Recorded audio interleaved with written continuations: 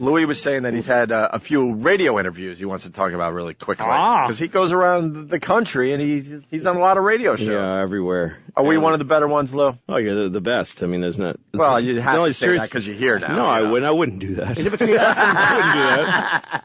No. And then someone else is going to call you out like, oh, come on, I was just saying it because, you know... Who am I offending that I care about right now? Neil Bortz. I don't know who that is.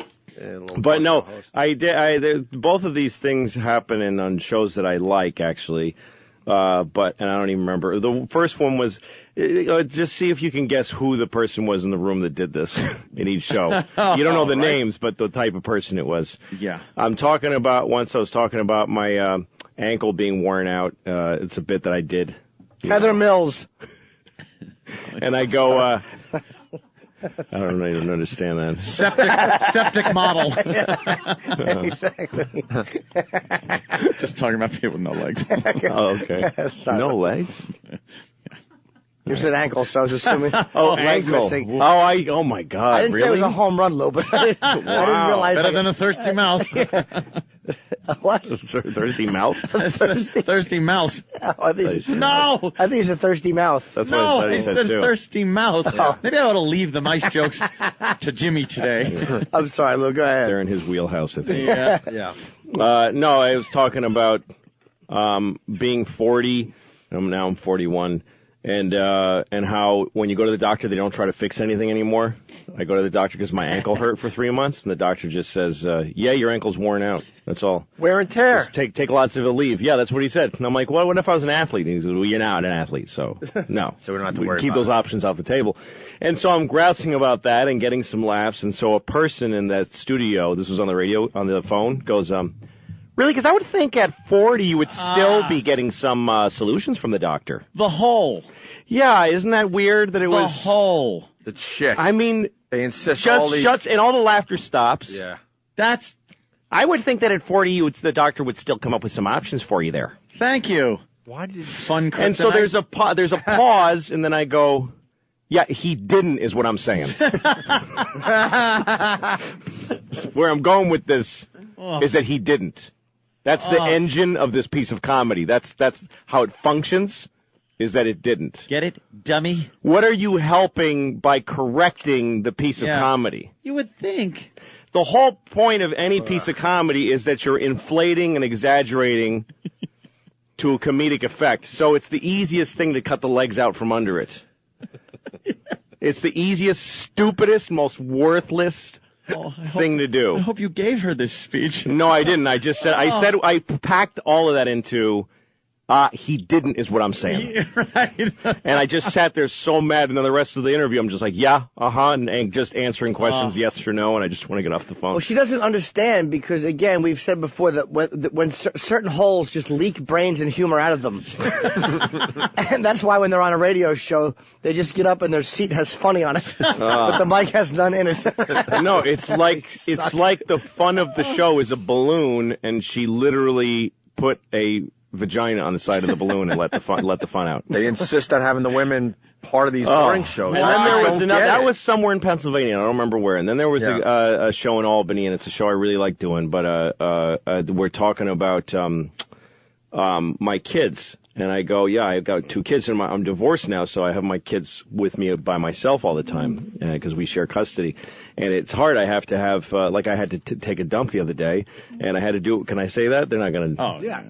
I had to do it with the door open because I got 2 kids to watch. Nobody else is home, so I can't unless I'm going to gather them into the bathroom to watch Daddy take a poop. I've got to have the door open while I'm watching the kids. Right. And she goes, same person, basically, just keeps moving other cities within the same morning somehow. Same genitals, same different day. show. Yeah. She goes, really? Because your daughter's 7, I would think that she could take care of herself while you're doing that. Oh, my God, that's not the point, Oh, you my idiot. God. That's not the point. And I was like, well, yeah. And then I went the other way with that one. I'm like, okay, that's how you want to do your show? Yeah. It's like, yeah, no, I guess that's true. I guess she could have. You're right. Just just clotheslined your jokes. Why would the Jews go into the bar? If they owned it, wouldn't they have been there already going over the books and the deliveries? Yes.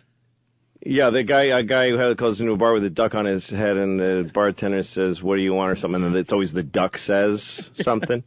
Really, because I didn't think that ducks had the power of speech. Yes. And why wouldn't the bartender comment on the duck as opposed to just speaking? Really, because usually when I go to a bar, they don't even talk to me. They just seem real busy. They're an easier way to keep them from jumping on the bed. Yeah. Wouldn't a duck fall off? They are horrendous when it comes to radio. God. They're like Andy Rooney with breasts. No, but here's the thing is that I know many, many funny women, and I don't think it's a female trait. No. But no man has or will ever do that. No. In the history of my life. You kind of know what's going on, and because only a hole would be that dumb. But as a sex, I don't believe that it's a trait. No, I just there's an improv, which is a boring art, but there's art to it, it's called yes and. That's the rule of improv. It means that if somebody posits a idea, you don't say nah, because you've just destroyed the whole show. You say yes and you add something. You accept their premise and you add to it and you keep building that way. You don't just go no. I did improv once, and I just because it made me look good and made them all look bad, I was the no guy, and I shut down every scene that started. They're like, "Oh, sir, isn't this the restaurant where everybody's crazy?" I'm like, "No, it's a fine restaurant. There's nothing going on." Oh, okay. Could you please tell me where the silly restaurant is? I never heard of any place like that. Yes. Why would anyone go to a place like that? Wouldn't you want to eat something? Yeah. And everybody just, But I got huge laughs. I'll have the steak then. That's hilarious. Oh, is that great? Good. Screw them. You think improv's it is a little bit boring, isn't it, most times? Yeah. A lot of times I've seen improv, it's very good. No. All right. Stupid holes. They just wreck. Why are they such a staple? Oh, it really is. Now, Anthony. But really, even more than that noise, it's that thing of like questioning what is the value of that? What do you think? Is this like the 60 minutes of my bits? Is this like you're exposing my bits so that they won't work and your show will be boring? We looked into Louis C.K.'s bit and found he wasn't being completely accurate. We visited this doctor that has done much work on 40-year-olds. It turns out he offered many solutions to Mr. C.K., which he did not bring up during the comedic bit. I went in with a hidden camera and said I have a problem ankle. Stop it. He offered me a lot of solutions. No, it's not funny. Yeah, there it is. You know you're right. Oh, Anthony. Oh, you know you're going to go to hell for this. Oh, I know. Yeah. I don't get it. Yeah. That's the one. I don't get it. Yeah. Oh, guys. Uh-huh. That's the best one. It's like, oh, guys, like, stop the craziness now. Oh.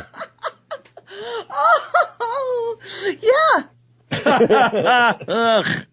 Now, guys, let's not make fun of people. Yeah, that's the number one rule. Let's just not make fun.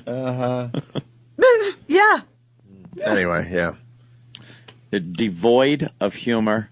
And if there are people that are funny in the room, it's just over. And I don't know why program directors or shows think it's a good thing to have that. We were told so many times, you guys, I think maybe a girl in there, a woman, her side, her point of... No. Why do we want that on this show? If you stumbled upon a woman who is really funny and added things, then maybe you'd put her on the show. But to have somebody because that's the way they get put in is, you're here to be on give the women a side of the show, which has to be contrary, has to be just worthless and shutdowny. Because the women will look at you like you're keeping them in control. The guys think they're in charge, but we all know who's really in charge here. Gang rape on the console.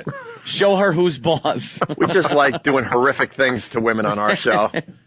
Not having them as an equal to what we're trying to do every morning. We doing here. Yeah.